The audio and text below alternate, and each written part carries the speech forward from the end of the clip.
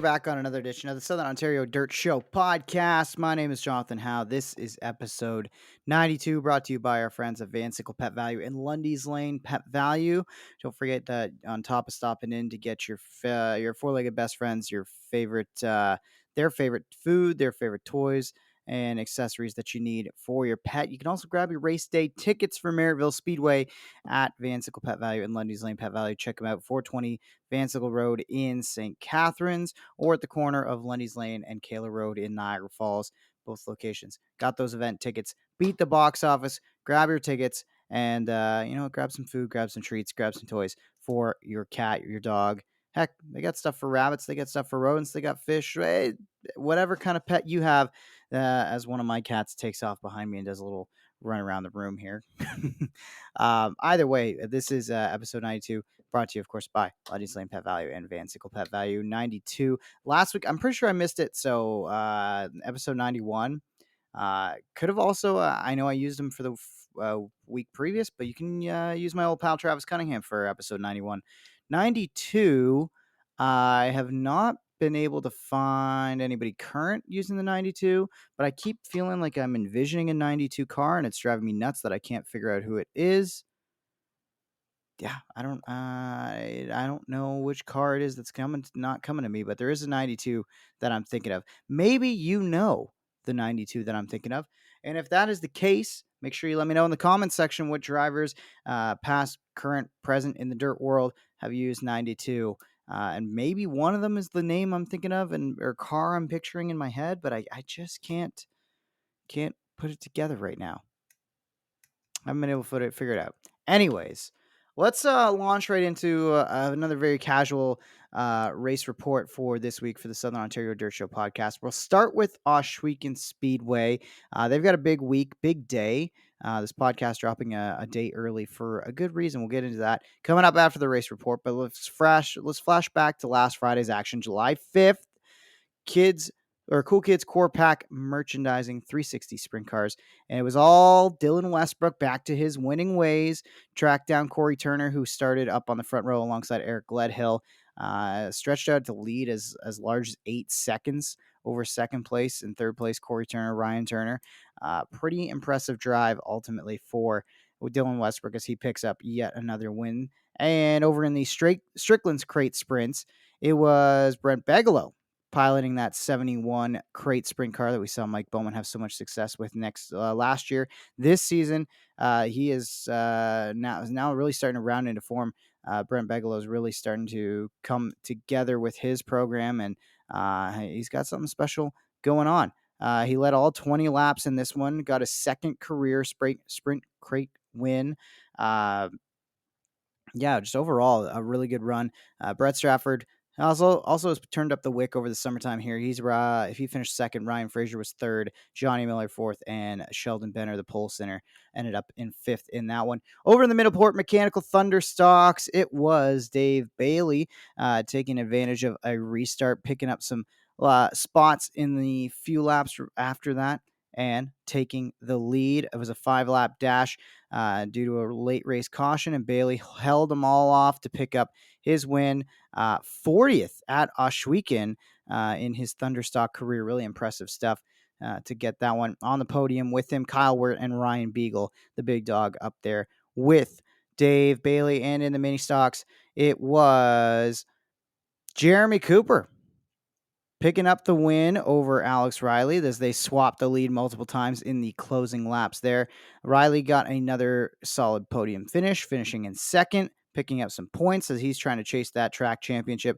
Wade Thorne up on the podium as well in that one. And that wraps up what was July 5th for Ohsweken. Now let's move over to Ransomville, where they were also in action on the 5th of July for some fireworks, of course. We'll focus on the classes that had some Canadians in the field, which, of course, involved the Kevin's Carpet Cleaning Novice Sportsman, where Nigel Pentecoski has continued to really roll with this novice sportsman program. I almost feel like he's got to move up now, It's he's really got a stranglehold on that division, is really picking up the wins, and it's great to see. great to see because I feel like it's given him a lot of confidence on Saturday nights at Merrittville. So good on Nigel. In the Crown Undercoating Modifieds, Matt Williamson of St. Catherine started on pole, picked up the win ahead of Eric Rudolph, Gary Lindbergh, Ryan Susie, and Dalton Slack. Welland's own having a great top 5 run in that 3RS. So 3 Canadians in the top 5 with Gary Lindbergh, of course, of Ridgeway finishing in the 3rd spot. Nelson Mason with the top 10 finishing over in 9th there. And taking a look at the Sterling Lubricants Sportsman, Cody McPherson ended up 3rd on the podium behind Cameron Tuttle and Casey Coffey in this one. So still a solid run for Cody McPherson, but did not dominate the show or anything like that. Having a good challenge over on the other side of the ditch. It was a wild one on Saturday night at Merrittville Speedway. Let's do the best to kind of recap this quickly here because, well, it was double feature night and it was a long night. We ended up only getting one feature in for the commercial auto electric 358 modifieds, where Scott Wood took the win over Luke Carlton and Justin Sharp. Paul Gabori with a great run in 4th, and Jay Mallory a solid run in rounding out your top 5 there. And the 7X SO Barron Roofing Dirt Car Sportsman, it was Cody McPherson picking up win number 6 in the first of 2 feature events on the night. He worked the way through the field, starting 15th, and was able to move forward up to battle Matt Sharp late, take the lead away from him. But Matt Sharp with a solid 2nd place run. Jeff Penante in 3rd with a great run. Nigel Pentecoski talked a little bit about him after his novice sportsman win, followed it up with a 4th place finish. Adam Leslie rounds out your top 5 in the first feature, which made up for June 8th, as did that first commercial auto electric 358 modified feature. Then the second one went to our tonight's guest. We're going to catch up with him later on in the show. Tyler Puchalski. He got the win ahead of Noah Mamo, Cody McPherson, Mateo Penante, and Adam Leslie. So Puchalski puts an end to McPherson's dominance at Merrittville Speedway. He is no longer undefeated in that division.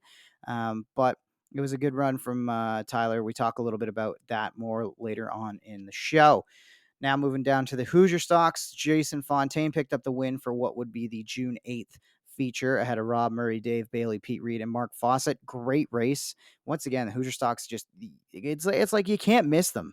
There's such good racing in that division. It continued on later in the night where Dave Bailey picked up his 2nd win on the year. Zach Bleach finished in 2nd. Donnie Lamb and Kyle Pellrine and Pete Reed rounded out your top 5 in that one.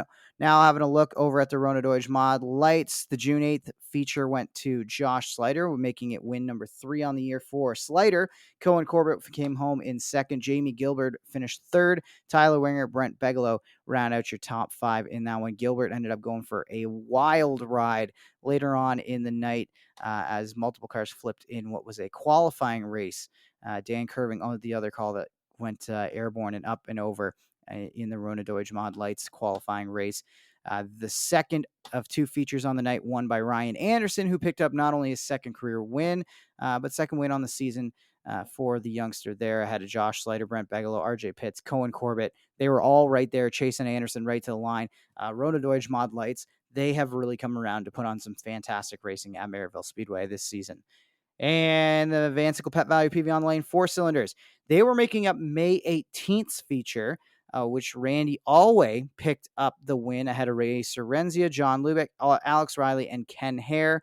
Down in the second of 2 features, Sierra Cuse picked up her first career win. So a pair of first-time winners in Randy Alway and Sierra Cuse. Alex Riley, Braden Cuse, Hannah Rothwell, and Ken Hare round out your top 5 in that one. Again, there was a lot of racing, a lot to catch up on in Merrittville. We'll touch on that a little bit later on and also have a look at the points for that. Let's jump over to the Super Dirt Car Series, where they were at Thunder Mountain, easy for me to say, July 9th with the Natural 77 honoring Dale Plank. Jimmy Phelps picks up the win after leading 55 total laps ahead of St. Catherine's own Matt Williamson, who finished in 2nd after starting on the pole. Tim Sears Jr. also led 7 laps on the night, finishing in the 3rd spot. Matt Shepard was 4th, Jack Lehner 5th. So good run for Williamson there to finish on the second spot on the podium. That helped him extend his lead ever so slightly over Matt Shepard. That gap separating those two at the top of the Super Dirt Car Series driver standings. 18 points now. Anthony Perego 33 back, and Jimmy Phelps is 35 back after the win. So not out of it by any stretch of the imagination is Jimmy Phelps. Short Track Super Series, another one to touch on here. The South Jersey Shootout from Bridgeport. It was Alex Yankowski getting the win. And as far as our local favorites, Matt Williamson ended up finishing in 7th after starting 22, so picking up 15 spots along the way. And Stuart Friesen, who started 17th, ended up 11th in that one. That race contested back on July 7th. The Short Track Super Series, they're back in action at Outlaw July 11th. So as I'm recording this, it'll be tomorrow's event. I'm not going to have that coverage, and we'll have the next Super Dirt Car Series schedule event, which is at Weed Sport on Sunday. We'll have that one to talk about coming up in a week's time from now when we get the next episode in. Speaking of things we'll get to talk about, no major sprint car events to talk about. They were kind of off through this holiday stateside. We were all caught up to date in terms of results, but I will say the high limits, if you're looking to keep up with that series, they're at Portsmouth on Saturday, July 13th. And over in the world of Outlaws, they are ongoing as we speak. I don't have results for it yet. We'll catch up on those results next week. They're in Beaver Dam, Wisconsin at Beaver Dam Raceway. A couple other ones coming up in Wisconsin as well at Wilmot Raceway over the weekend. And then they hit Attica on Tuesday for the NOS Energy World of Outlaws Sprint Car Series. And I think with that wraps up everything I wanted to catch up on in terms of racing for the race report. So let's dive into a couple things. I wanted to take a look tonight at point standings. We're hitting, I don't want to quite call it the halfway point of the year, but it is starting to be that time where we can start to look and see how the points are shaking out. We'll start with Ransomville Speedway. Again, we'll keep track of where the Canadians are doing, how they're doing. So not to ignore it, but we are going to move past, things like the street stocks and their mini stock series, as they don't really run the same rules as what we'd see on this side of the ditch. But looking at the novice sportsman, not a surprise to see Nigel Pentecoski at the top of the table right now. I mean, what is it now? 5 wins? Yes, 5 wins, 7 top 5s in 7 features on the year. Good for 400 points. Tyler Foster of Lockport is the next closest driver. Ken Camage out of Niagara Falls, New York, rides 3rd in points. Those drivers are 46 and 50 points back, respectively. So Nigel Pentecosti definitely has got a stranglehold on that novice sportsman series on Friday nights at Ransomville Speedway. Looking over at the Sterling Lubricants Sportsman, another Canadian at the top, Cody McPherson. He's got 3 wins on the year, so not a surprise to see him at the top. But Cameron Tuttle right there, keeping him close in that 35T. It rides there in second in the championship right now. And the 18W of James Harbison is 3rd. Brett Senek, believe, former track champion as well. He's in 4th, and David Conant Jr. is your 5th in standings right now. 6 features completed for those Sterling Lubricants Sportsmen, and Cody McPherson has won half of them and finished in the top 5 in all of them so far. Good for a 24-point advantage on Tuttle. We'll keep an eye on that throughout the year. And one more from Ransomville to check in is the modified standings. Let's have a look here, as there's going to be, I should actually point out as well, there are a couple other Canadians that are on the table in terms of that sportsman series. Like right now, Curtis Friesen has only run 2 features, but sits 20th in points over at Ransomville, just to shout him out. And Adam Leslie did run once, finishing in the top 5 earlier in the year at Ransomville as well. I don't think I'm missing anybody else in terms of Canadians that are going for the championship over there or anything like that. It's everybody's chasing Cody McPherson on Friday nights in terms of the point standings. In terms of the modifieds, those Crown undercoating modifieds, it is Matt Williamson at the top of the table there with 3 wins. 6 top 5s, good enough for a 10-point advantage on Gary Lindbergh. So 2 Canadians at the top of the table there. Gary also got 3 wins, 6 top 10s, 1 less top 5. That seems to be the big thing separating himself from Matt Williamson in those championship standings. Eric Rudolph, 26 back. Ryan Susi is 38 points back, and Chad Brockman sits in fifth, 40 points back. Having a great year quietly is Dalton Slack, who rides there in seventh in points, 2 top fives on the year, 6 top tens, and 6 feature starts for the Welland, Ontario native in Slack. We've had him on the show before. Obviously, he's an easy guy to root for, and it's good to see him having this kind of quiet performance as he's still, an up and coming driver. He's got growth to have, and it's coming ever so slightly. And the consistency of 6 top tens is something to, I think Dalton can really hold his head, hang his hat on Friday nights at the Big R. One more Canadian up there in the top 10 in points, and that's Nelson Mason, who 3 top tens on the year, sits 118 points back of Williamson at the top of the table in his first foray into the motorsports, into the modified world stateside. Luke Carlton, Daryl Fairway, Brad Rouse, Dave Flanagan, they've all made at least one start. They're further down in the standings as they're not running regularly Friday nights. The most of those guys that have made starts is Flanagan, who's made 3 starts in the modified. It's good for 19th in points right now. So maybe if he runs a couple more, he might move up in the standings. You never know. But basically, the top 14 looks like. Top 14 in the modified standings on Friday nights at Ransomville, are all the drivers who have made all of the starts there.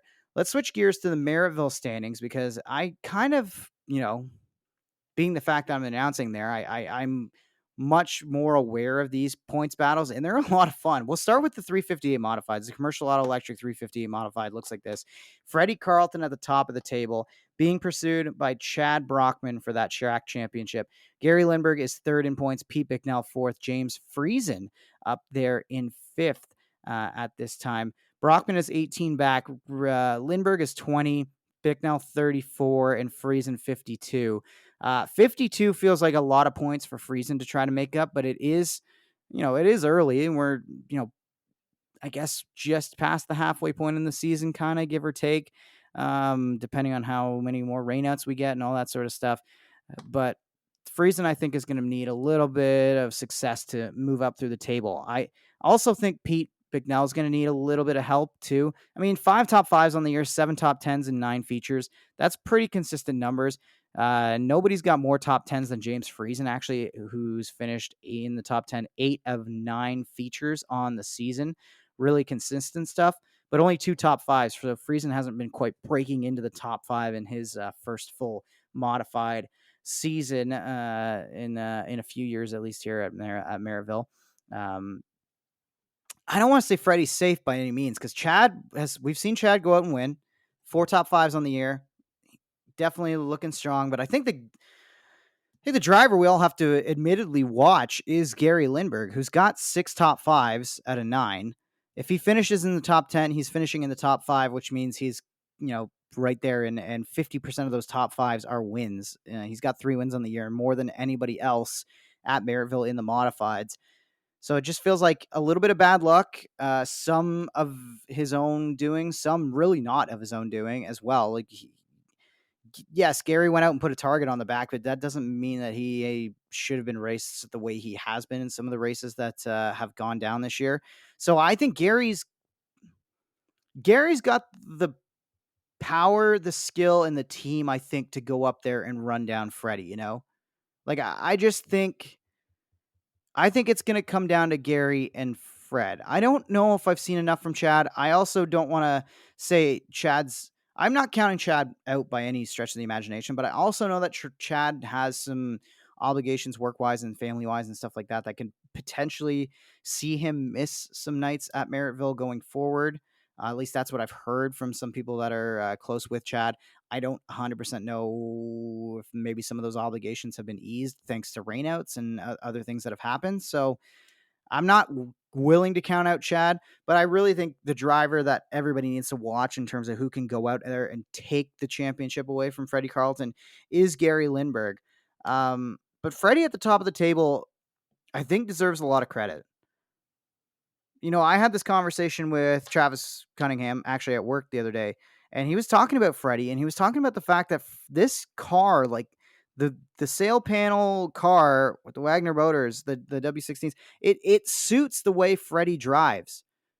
And he made a great point, because that's 100% true, and that's 100% how I feel watching Freddie in this era, is that when he gets some decent track position and he keeps it clean, Freddie is bad fast. He's really bad fast, man. So I think it's going to come down to those three at the top. The driver that I think could make the most noise, I don't think he's necessarily going to run anybody down for the championship, but how do you not love what you've seen from Justin Sharp? Like, probably had a win taken away from him a couple weeks ago due to, I think he ran out of gas. I haven't actually had a chance to talk to Justin to see what the full story was when Freddie got that win off of him a couple weeks back. But cautions extended that race. It was already a long night. Maybe it was like a fuel thing. Maybe there was a breakage. Maybe I'll catch up with Justin and be able to get to the bottom of that story to know for sure. But I I don't know. I don't see how you don't. I've just seen a lot of stuff from that 8S that I like.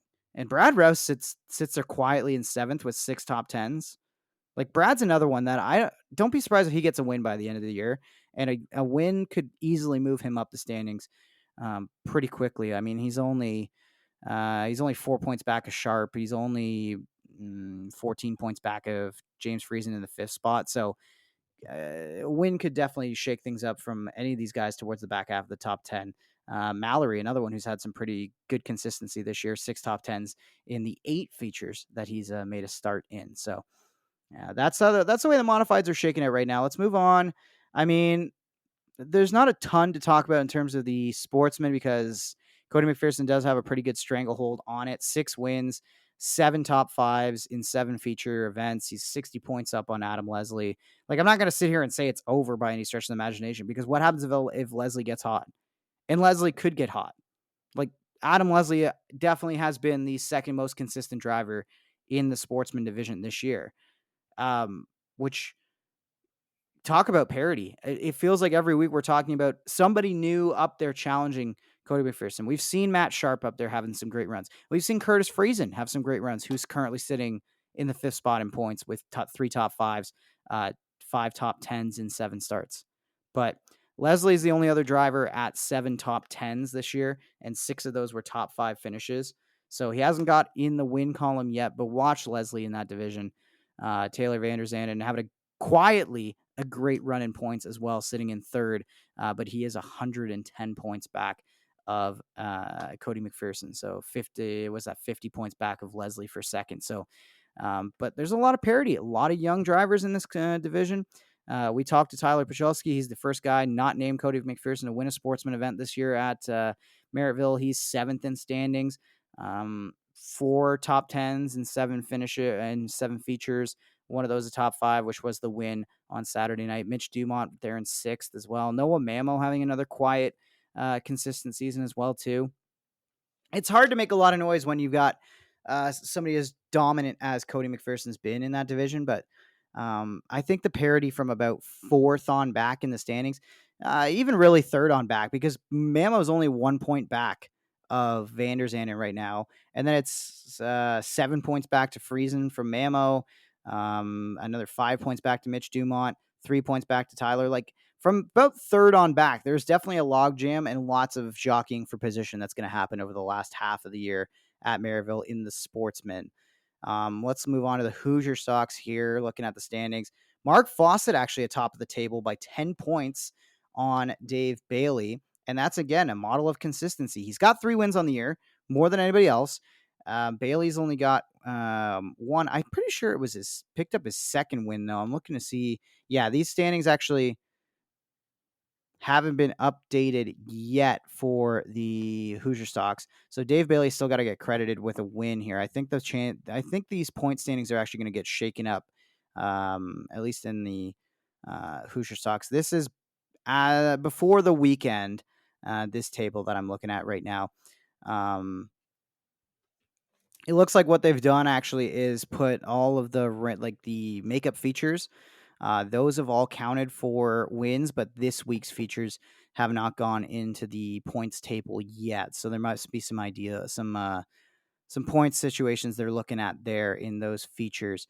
But Mark Fawcett Currently, like I say, 3 wins in the 7 features that have counted for points already this year. Dave Bailey rides in the second spot. He'll pick up a couple points on Fawcett after they update the standings, which might be enough to bump him up to the top of the table. Jason Fontaine got, of course, credit for his win. I can see it here in the win column, which was the race from June 8th for these guys.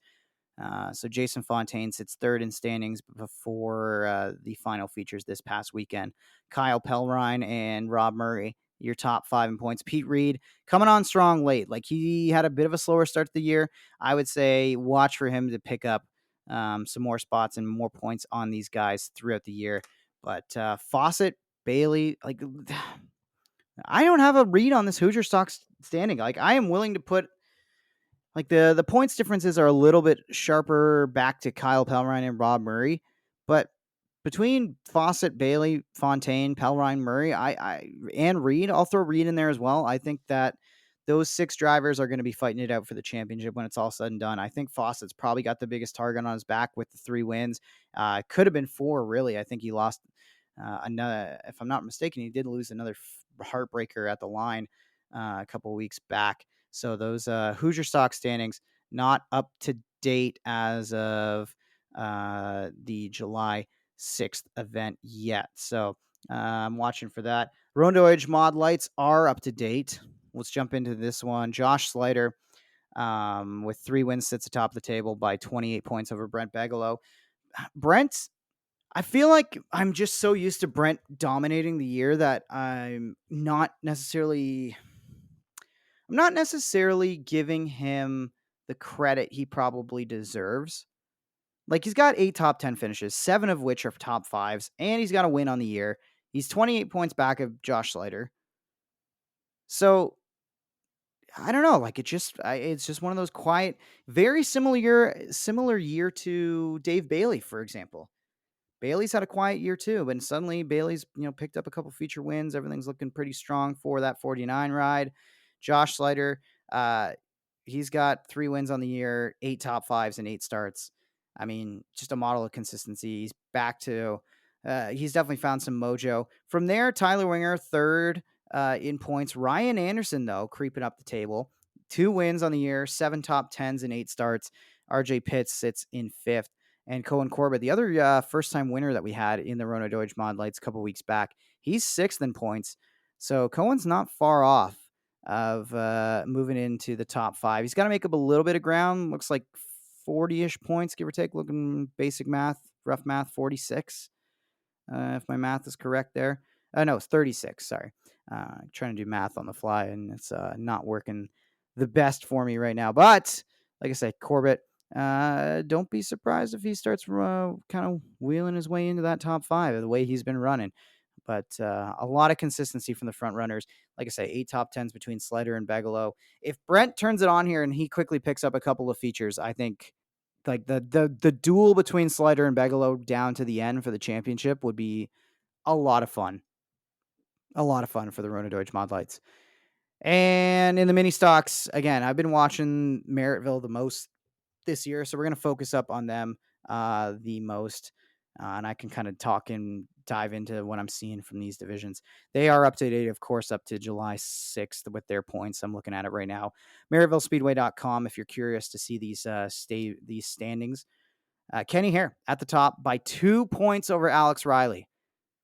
Those two, I don't want to say in a class of their own, but 59 points back in third is Mason Anderson. So he's got some ground to make up if he is going to go and steal a championship away from those top 2. Randy always sits 4th. Another driver having a quiet season that, although I'm actually looking at these now here, and it hasn't actually credited Randy with his win. So the standings might not be totally reflective after this weekend. Yeah, I'm looking at the wins to column, and it says Randy's got 0, and I'm like, well, I know he's got 1, unless there's some kind of news that dropped about him having that win stripped away. But as far as I know, he did come up for victory lane at the end of the night, so I'm pretty sure Randy should be scored with a win here, and that should be updated. So maybe these points aren't quite fully up to date as of yet. Hopefully, whatever's going on with my race pass here and the Merrittville website will fully be updated. But again, this is fairly accurate here. So Ken Hare, 2 points up on Alex Riley. I think with the finish that Riley had in the race that's not scored here, I believe that moves him ahead of Hare ever so slightly. But those two, again, kind of at the top of the table in these mini stocks. Going to be fun to watch them, race right down to the end. Don't count out Hannah Rothwell to move up the standings as well. She's riding there in the 5th spot. She's got some points to make up on Randy, especially since Alway did pick up that win. Austin Worcester, 6th in points, has had some trouble as of late. But really, the class of the mini stock field has been Kenny Hare and Alex Riley. Those two really consistently are threatening for a win. And they, like I say, I think those two dueling right down to the end could be a lot of fun at Merrittville. Right now, I wanted to take a moment to shout out all the folks who bought stickers this past week for the Southern Ontario Dirt Show podcast. I've been selling stickers, and thanks to everybody again who also watched the video that we did on Robbie Disher. He was the first guy to put stickers on his race car this year. We had to have him first up for the sticker, the Sods Pod sticker star, if you will. I mean, but that was such a nice surprise seeing it at the mall show. It was so cool that Robbie did that for us. Going forward, if you want to put our logo on your race car, you can buy a sticker off me for $5. Helps support the show, helps pay some bills around here. This podcast, unfortunately, is not free to do, but it also goes into supporting some cool stuff that I've got coming down the pipeline that I hope everyone's going to enjoy as well. So, again, appreciate all the support, and hopefully I can return some of that tenfold with this Sticker Star program. So slap one of our Southern Ontario Dirt Show podcast stickers on your race car. If you already have one on there, let me know. Reach out to me on social media at Jonathon On Air or through the Sods Pod channels at SODS_POD is where you can find us. Instagram, TikTok, all that stuff. Put a sticker on the race car, and I will come up. We'll do a whole photo shoot for social media with your car, with the logo on it. Shout out all your other partners and sponsors. Everybody who helps gets you to the racetrack and give you a little bit of TV time, if you will, as well, with a quick interview pre-race at Merrittville Speedway. I've got a bunch to do. Appreciate Kyle Rothwell and everybody at TMR. They really loaded up on stickers this past weekend, so we were going to have some episodes with them coming up later on this year. I'm off this weekend, so I can't film anything with them this weekend, but we'll get there. I appreciate their support of the show, and we're definitely going to have them on to chat and be a part of the Sticker Star program. That is the Southern Ontario Dirt Show Sticker Star program. Buy a sticker, 1 for $5, 3 for $10. Put them on a race car anywhere you like, anywhere that looks fast, and we will give you some TV time with a special social media and podcast interview and a photo shoot with the race car for social media as well. So appreciate the support, guys. And let's get back at it here with. Let's jump over to the point standings in Ohsweken right now. We'll go from the mini stocks first here. Nick Erskine, who obviously had that big hit at Humberstone a couple of weeks back, but sits atop the table right now at the HRW Automotive Mini Stocks from Ohsweken with no wins on the year yet. 6 top 10s, just consistency. 5 top 5s is really what got that Brantford driver at the top. Alex Riley keeps finishing really consistently. He's got 2 wins on the year. He's also had some issues in that one where they actually missed a feature. Looks like I'm seeing only 6 features he's credited with running. And I know one of those features he did have, I think, a pretty bad crash, right? So, I don't know what to make of the Ohsweken mini stocks right now. I mean, Hill's right there in the 32 car. I don't know why I keep circling that car in particular, but if 32 gets to victory lane and does it multiple times, like that's the driver I'm circling that could run away with the title. I don't know why. I just have this feeling about what I've seen from that race car and that team. There's just something to it. Moving up to the Thunder stocks, Ryan Beagle on top of the board here ahead of Dave Bailey. We've heard this song and dance before, but Bailey's only got 1 win on the year. This is updated as of July 5th is what I'm seeing on their website right now. So Beagle's got the 4 wins on the year, 7 top 5s and 7 features. It's just a model of consistency for the big dog. Bailey right there. Ron Logie having a great year on Friday nights as well, running the 97 out of Burlington. in third in championship points right now. Kyle Wirtz there in fourth. Jim Lampman having a great run as well in the mini stock, or in the Thunder stocks, I should say. So I don't. I'm not going to sit here and say nobody's got a chance to catch Ryan Beagle, because any of those guys could reel off some wins, especially Bailey. He could just catch lightning in a bottle and run them down. But we've seen it before. What last year Bailey and Beagle came down to the wire, right? So uh, not willing to crown the big dog just yet, but it's going to take a big moment here.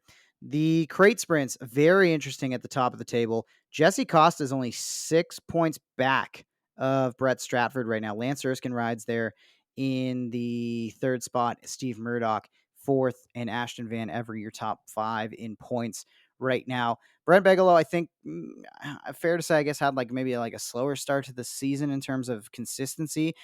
5 top 10s on the year is great for a rookie. 4 top 5s in particular with 2 wins, great. You love to see that. It's only good for 7th in points right now. So if that 71 car picks up another couple wins, though, he's going to break in the top 5 in points. Is he going to run down Stratford? I don't want to sit here and say that it's insurmountable, but it is 109 points that he'd have to make up. That's a lot to try to get. But again, Brent's a rookie. So if he's going to be doing this sprint car deal more often and regularly from here going forward, I mean, 2 wins on the year and 4 top 5s and 7 starts in your rookie season, he's laying down the gauntlet. So if I'm Stratford, I'm doing all I can to get up there and run away with this championship, because Costa's definitely going to be hungry for it. Costa's got good equipment, very capable driver. Yeah, I don't know. I think there's something to that 52 car there that's sitting there in second. Don't count out the St. Thomas native Jesse Costa just yet in that 52 ride. I think there's something there. I don't know. Far from over in the Strickland's crate sprints. And we'll look at the 360 table. I mean, not a surprise with 5 wins on the year, 6 top 5s, and 6 features. Dylan Westbrook kind of running away with it, 32 points up on Ryan Turner, who's done his best to keep up. No wins yet on the year for that 15 crew, but 6 top 5s as well. So he's right there in lockstep with Westbrook, just a little bit behind. Mike Bowman's picked up a win on the year, 4 top 5s on the year, 5 top 10s. That's kind of what's hurting him in terms of trying to make up ground on the top 2 in points. He is 68 points back in the title chase. Darren Dryden and Corey Turner, your top 5. In the Cool Kids Core Pack sprints at Ohsweken, unless you're going to start reeling off wins, that's the only way you're going to make up points on Westbrook, because I don't see Westbrook running into issues where he throws away this title. And again, at 32 points, I wouldn't say he's in the range of throwing away a title. Ryan Turner is right there. You have to respect the consistency that the 15 bunch brings week in and week out to be just right there. But if you're just right there and not just ahead of Westbrook, it is very hard to make those points up on a guy like Westbrook, who, again, just a model of consistency, hasn't finished outside the top 5 yet at Ohsweken, has won all but 1 race on the year. I mean, there's still lots of time, lots of things that could go wrong. I mean, it's a big one this week for Ohsweken Speedway. Actually recording this a little bit early, and you're probably potentially hearing it a little bit early, because I wanted to get this one out ahead of the Freshstone Brands Nitro 54 variety Sit and Bull tire event. It's Thunder on the Grand, night 1, featuring the NASCAR Canada Series 360 sprints, 5,000 a win for them, plus the crate sprint cars as well. July 11th, July 12th. It's a 2-night show this week with a lot of V8 horsepower as well as part of it. The NASCAR Canada Series. This is the 3rd year of them racing on the dirt at Ohsweken. I think the Thursday, Friday show, I think that really works well for everybody involved, especially the NASCAR Canada Series. I think that's going to allow them to get a great audience tomorrow. I sadly can't be there. I'm heading away this weekend, so I've had to do a little extra work tomorrow night. I'm recording this on Wednesday. So Thursday night, I'm going to be watching a live stream and keeping up with it while I'm working away on some radio stuff, so I can enjoy a vacation of sorts this coming weekend. Pretty bummed about that. I have no authority on this. I have no confirmation one way or the other. I just really hope that Oshwe can get some more of these dirt events. I think I thought I could have sworn I read somewhere that there was a 3-year deal initially for this dirt race on the dirt for the NASCAR Canada Series. I've really enjoyed it. I know the NASCAR Cup Series moved away from doing their dirt race at Bristol, but maybe that's because you covered up one of the best tracks on the schedule with dirt. Ohsweken is a true dirt facility, and it's one of the finest. I mean, we had Cody McPherson on here saying that Ohsweken is his favorite place to go race, and the facility is so top notch, and that's 100% true, right? So, to me, I think that's what you want, right? We want NASCAR Canada Series being able to be on the dirt. I hope they put on a good show. I hope this isn't the last one. I'd like to see more of this event because I love Ohsweken. I think it's a great facility. I think they do NASCAR right. I think the camping opportunities are so fun. Like I have a buddy who's going tomorrow. Obviously, Chase Briscoe, NASCAR star, is going to be there running. That's a lot of exciting. That's a lot of excitement in general. But I really want it to be a great event tomorrow, and I hope anybody who's listening to this right now, if you haven't already made the plans to go to Ohsweken tonight for the race with the NASCAR Canada Series, I hope that you consider it because it's going to be a really fun event. I think, and 2 days in general are going to be very fun. Friday night. It is the 360 Sprint Cars racing for $10,000 to win. Big money race. We'll see if Mike Bowman steps up to claim that check or if it's going to be Westbrook continuing his winning ways. The Crate Sprint Cars and the Northeast Late Model Alliance are going to be there for the Friday night show. Again, a two-parter, well, actually three-parter as well if you want to loop in the Flat Track Canada Motorcycles and the Northern Micro Sprint Nationals, which are happening on the Saturday, July 13th this weekend. So three big nights in a row of action through the month of July for the Ohsweken Speedway gang. So like I say, I wish I could be there this year. Pretty bummed out that I can't get to it. Um, just gonna enjoy as best I can from home and stream along with everybody else where I can. And like I said, I hope it's a great event because they deserve it. Oshweekend just puts on such a good show, and I've really had a lot of fun doing those NASCAR Canada Series events over the last couple years. I went to the first one, had a blast with that. Took my fiance; she had a lot of fun with it. And last year I went solo, and it was still a lot of fun. I'm gonna miss seeing everybody this weekend, but enjoy it. Go and see. Go to Ohsweken Speedway. Go and enjoy yourselves Thursday, Friday, and Saturday night. And if you choose not to go on Saturday nights, go see our friends over at Merrittville Speedway. As again, I'm off this weekend, but I'll be tracking it from Ohsweken Beach, where I'm going to be with some friends doing some much needed friend time this coming weekend. All right. Coming up on the show, I think that covers everything I wanted to get into. I mean, I know people are going to want me to like touch on all the things that could have possibly gone wrong at Merrittville Speedway this past Saturday. I don't know. I don't really want to get into it. Like it, you're going to see it on the drone footage if you go back and watch it. There was a lot of wrecks, a lot of early wrecks. Was the track too fast? Was it too rough? I don't know.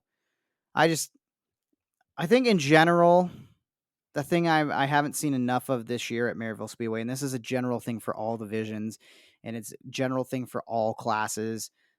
I'm not singling out anybody in particular. There's just not enough give and take early in these events, in my opinion. But maybe that's the strategy that would get me bounce back 6 or 7 spots in the first 5 laps, being conservative. Maybe I'd make up for it when everybody crashes, or maybe I wouldn't be able to get the track position back if I started up to the front, because that's the debate, right? If not necessarily you take it easy, but let's say that you are willing to give a guy a break, right? Close quarters racing. All right, fine. I'll concede that spot to you. Whatever. Now all of a sudden I'm back 1 spot, and I do it again because I'm just not quite settled into my rhythm, settled into my groove. I can imagine how practicing give and take early in a feature, especially with some of the ones that are shorter in distance, like a 15 lapper for a mini stock. I can understand how that'd be hard, but I just think collectively, I think the drivers have to look at each other. They have to talk in a driver's meeting. They have to talk pre-race and just say like, all right, let's just get through this cleanly. I'll give you a break, you give me a break. Let's do what we can early and make sure that we're there in the final 10 laps to really turn up the wick. I don't mind a bunch of crashes at the end of a feature because everybody's going for it in the final 10 laps. But when you're going for it in the first 4, 5, 6 laps and causing issues, whatever, I don't love that. I don't love that.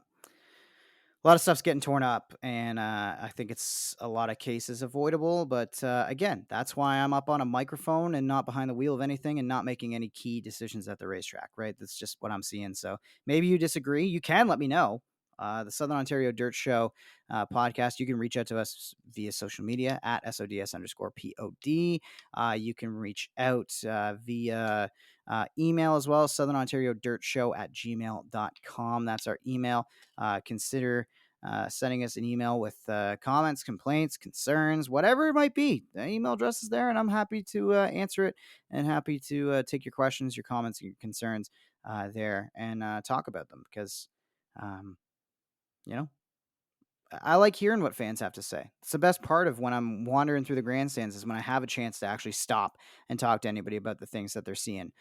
Sometimes I actually get messages from fans on the night of the races. Shout out to Mike, who was messaging me back and forth about why the modifieds were shortened by 5 laps this weekend for their double features. I mean, we didn't get the second show in, so that's probably a good thing that we saved those extra 5 laps. But I don't know. That's just one of those things that people can argue about back and forth. And like I say, I don't make any decisions. I don't have any actual power, but I'm happy to talk about racing regardless.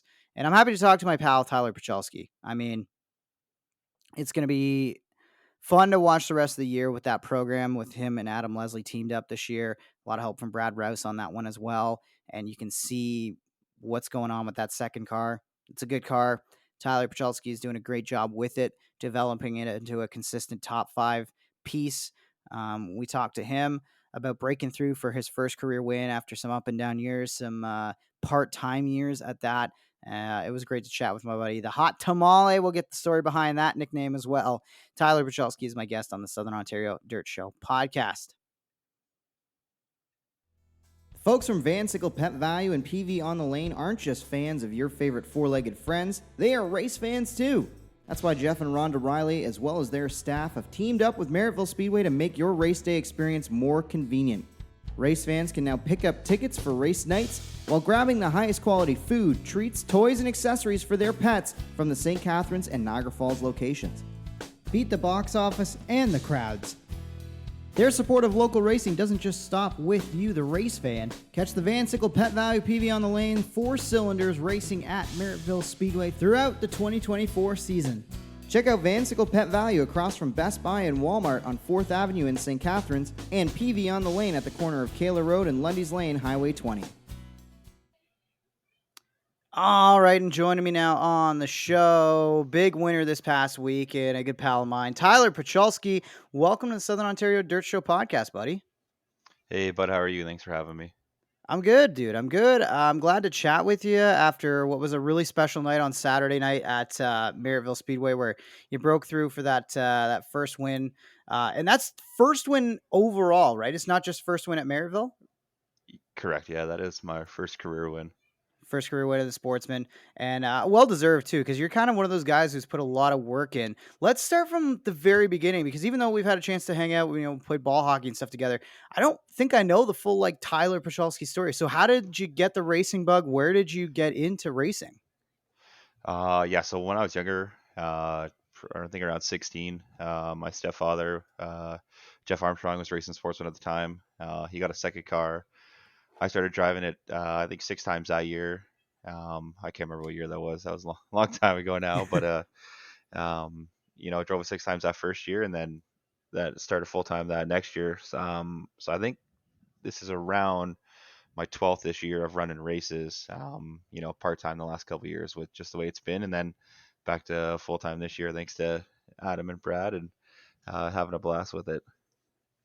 Yeah. So when you started out, you jumped right into, a sportsman car, right? It's not like you went go-karting and then climbed the ranks. Like, you got to jump right into things, which is not what everybody gets to do, right? Correct. Yeah. I hadn't done anything previous to that. So back then Humberstone used to run practices, weekly or bi-weekly. We went to a bunch of those, and then once he thought I was ready to race, I got in there, and here we are a bunch of years later, still having fun. Still having fun, and it was kind of a family deal too, right? Because you had your sister coming along as well at the same time. Yeah, so she started a little bit later, and then she was in the trucks there at Humberstone, and then after I think just 1 year of that, then she had moved to Sportsman too, and yeah, that was cool to get to race against her and Jeff at the same time, and then eventually Jeff had retired, and it was just me and Emily for a couple years after that, and then since then she's retired too. She's trying to do other stuff in life with her life, so she's enjoys coming with me still, and I'm happy when she's there. I mean, you got the racing bug, right? You got definitely a good group around you to go racing with. Let's go back to Saturday night, though. Take us through that race. That was the second of two races. First race, I'm trying to remember, but I don't want to say you got roughed up a little bit, but that was like a more competitive fight for you. You were, I think, deeper in the field or more mid pack for that, right? Most of that first feature on the double feature night. Yeah, the first feature I finished 11th, started 8th, kind of got into a little bit of a full contact match with another car, and kind of ruined my whole race by getting myself all worked up and kind of wasting 23 laps after that.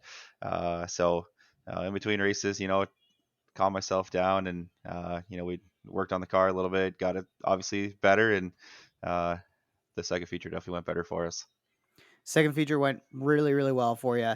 Um, Now, when we were talking kind of through the week, you had actually messaged me and said, I feel like you were maybe like thinking I overpumped your tires a little bit, but it really did feel like on Saturday night that race was yours to lose. You got out front, and it's not like you were being run down. There was a point, I think the 3N of Mamo was kind of closing on you, but what did it feel like out front for you? Did you feel like you were far ahead of the field? Did you feel like somebody was chasing you down? Did you feel any pressure from behind while you were out front? Right from the beginning, kind of getting a lucky bounce when the three Wayne there, he'd gotten a little bit of too much damage in the first feature, so he elected to go tail. So I was actually supposed to start fourth and got to slide up into second. So right off the start, I knew if I could beat, Jake into turn one, and kind of be leading down the back straight and kind of have that clean air, it was going to be good. Not really seeing anybody, you know, during the green flag laps was tough because I didn't know how good I was, how close they were. And obviously today, seeing Joe Albertine's video, his drone video there, obviously I had a little bit more space than what I expected, but it's tough when you're out like that. You don't know, you feel good, but you don't really know if you are good. But yeah, on that one restart, seeing Noah underneath me in 3 and 4, almost made me wonder if I was in the wrong lane at that point in the race. But once I got going again and not seeing him, obviously I knew I was where I needed to be. Yeah, and you break through. What were the emotions like? I mean, I got to go down there and talk to you. I saw it firsthand, but what was going through your mind from the moment that checkered flag fell? Even before the checkered, like taking the white, I just said to myself down the front shed on that, coming to the white, that just don't screw up in 1 and 2. If I don't screw up in 1 and 2, everything will be fine in 3 and 4. I'm not going to make a mistake down at that end. I felt like, so I got through 1 and 2 good, come down the back straight through 3 and 4. Um, the yellow lights didn't come on. So, and he had the checker flag out, which was, an awesome sight to see. Um, I don't think I lifted for an extra lap. And, Adam told me after he was trying to catch me, but when that checker flag comes out, a little bit of relief, um, happiness for all the years of working away at it, and just the time and effort that goes into it. I'm sure my wife gets mad at me for the amount of time that I spend, and I'm sure Adam's probably sick of seeing me some weeks, at his house. But just relief, happiness, joy, everything kind of all at once. And um, you know, sitting on the scales there, he was kind of telling me how to drive around, and I was kind of confused. I'm like, man, there's no way I'm light. Like, this thing weighs more than enough every single time. And in the end, it was all good. And just, yeah, it's tough to put into words, but it's a good feeling. See, I didn't even know that. I didn't know they made you sweat it out a little bit at the scales there for a minute. Yeah, I don't know if kind of what they were doing, but I know they'd marked my tires, so they were checking for lockers to make sure nobody had a locker spool. So I don't know if he wanted me to drive around first to see, or if he didn't realize that I won. They're just probably so used to the 7 car win, and they just expected that he had won. And uh, eventually he ended up giving me the thumbs up, and that little bit of stress for a second went away again, and we were back to relief. Nice. Talk to me a little bit about the deal you've got going on this year with Adam Leslie, with Brad, with everything going on with that Sterling Lubricants ride. I mean, I've gotten to know Steve quite a bit. He's an awesome fan of racing. He's a great supporter. I'm sure he's a nice guy to have in your corner as well with Sterling Lubricants on the race car. But how did this deal all come together where you got to essentially be, is it wrong to say a team car to Adam Leslie? Hey, Steve left early too on Saturday, so Ha! I know it was No. getting late, but Steve did leave early, so that's unfortunate for him. But no, we'll go back to last year, 2023. Brad and Adam kind of got together. They had a whole bunch of spare parts. Adam had an extra motor, Brad had a frame. Then they kind of pieced together this car. Had another guy driving it, and then he couldn't make it to a race, so they called me. I went, raced it. Um, and then kind of here we are a year later, over the winter. You know, Adam said to me, "Do I want to do it weekly?" And obviously, when you get that question, it's an easy answer. And those guys are awesome. They don't really have too much pressure on me to perform, and I put a lot on myself to do good. And yeah, it's a fun time with those guys. Yeah, it's a great ride. It's a lot of support to have in your corner for sure. Looking at the standings right now, obviously you touched on the 7 car. Cody McPherson's been basically unbeatable for you guys, but you got Adam sitting there second in points. You're in seventh in points. Uh, Talk. Do you have goals? Like, do you look at the standings and say, you know what, I want to get that 185 into the top 5 in standings? It's such a youth movement right now in the sportsman division, especially on Saturday nights at Merrittville. It feels like this division behind Cody is kind of wide open for the taking. Yeah, I don't really get too into looking at the standings. Sure, I'd love to get that thing into the top 5 for those guys. They work just as hard at it as I do. So to reward those guys with me being better would be good for them. Really, my goal was to just run good laps every week, keep the car clean, and hopefully get a win. And we checked off a big one there on Saturday, and now I just got to continue to make good laps and see where we end up at the end of the year. And what do you make of this kind of youth movement in the sportsman division? I mean, you're a guy that's been in and out. You've had some partial schedules, you've had some full schedules.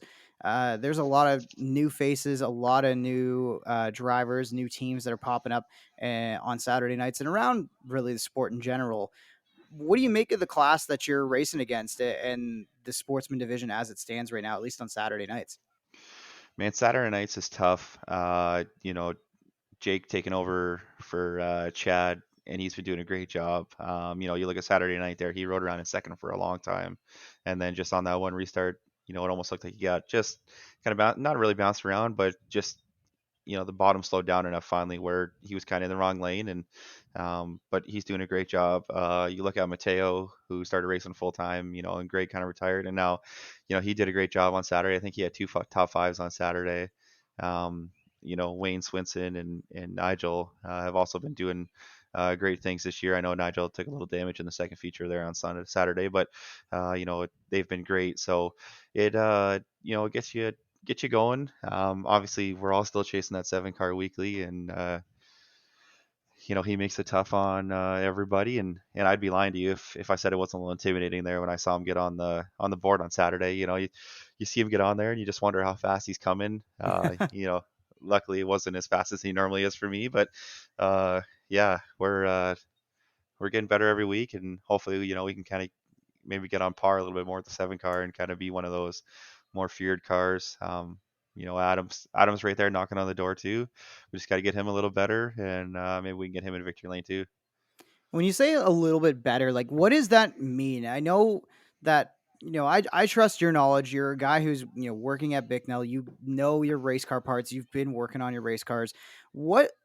what does that look like to the fan or to the layman that doesn't really understand what you guys can work on to grind on to improve on a race car like a sportsman modified? What are you guys working on to find a little extra speed? Like I don't want to you don't have to give away any state secrets necessarily, but if you got anything that like a fan could say, "Oh, okay, I didn't realize like that's something that you can change that can improve a race car and make them maybe faster."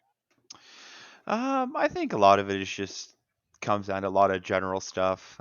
Making sure the car's straight, your front end straight, your rear end straight, making sure it's scaled properly, that your tires are done properly.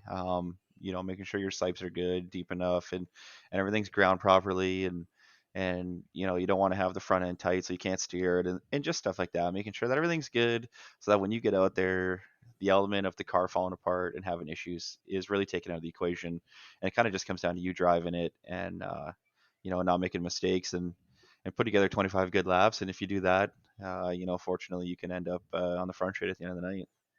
Absolutely. I wanted to ask what it was like to be a go-kart dad now this year. Yeah, that's been fun. It's fun.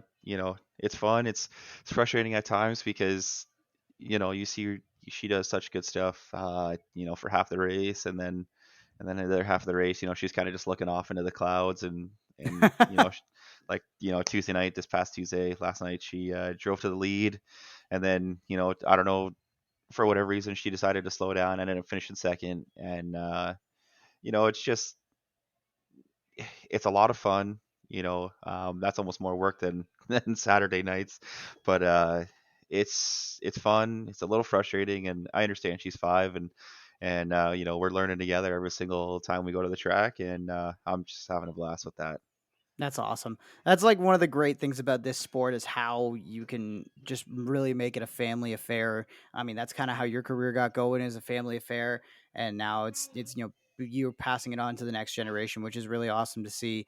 Um, I wanted to wrap up with I've had the chance. Two questions for you. One, I've had the chance to watch it iRace a lot, obviously with the BRP iRacing series that we were putting on there with Beef and everybody over the last couple winners. And I got to know you with a nickname of the Hot Tamale through that.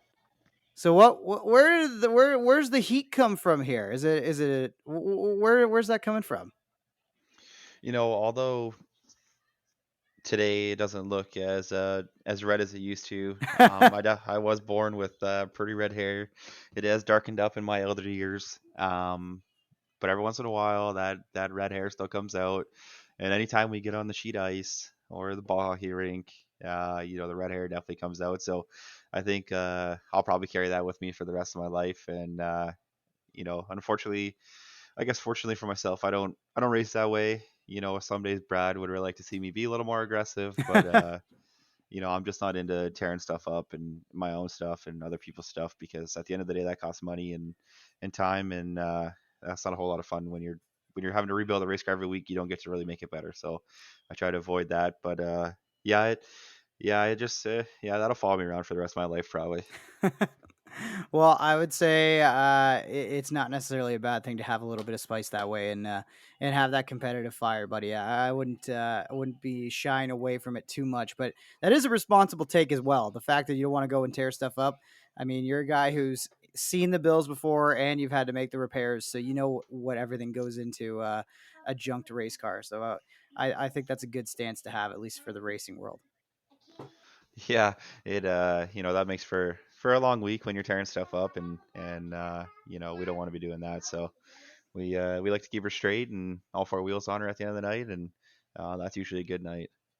All right, well, I'll get you out of here on this one. I appreciate you coming on. I'm going to give you the opportunity to drive one race car, one racetrack, anywhere in the world, hypothetically. It doesn't have to be necessarily dirt car. It doesn't have to be necessarily something you could afford to get into. One race car, one racetrack to drive at the rest of your life. What's your pick? Today it's probably pretty simple. I'd love to get behind the wheel of a sprint car. The speed, the respect you have to have for it, because it unfortunately can result in bad things if you crash them. So you definitely have to have respect for them. As far as racetrack goes, man, I don't really know.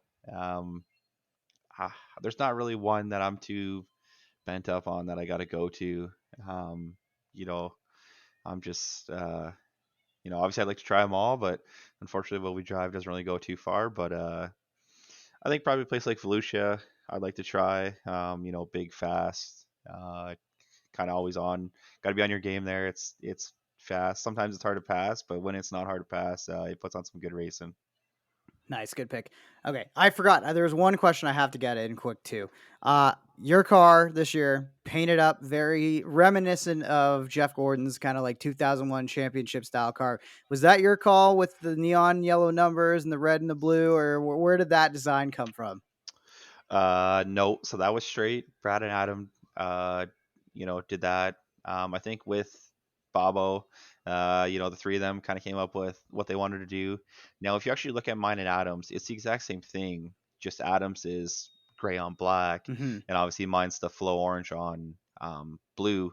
Um, some people, maybe didn't like it. Whatever, I don't care.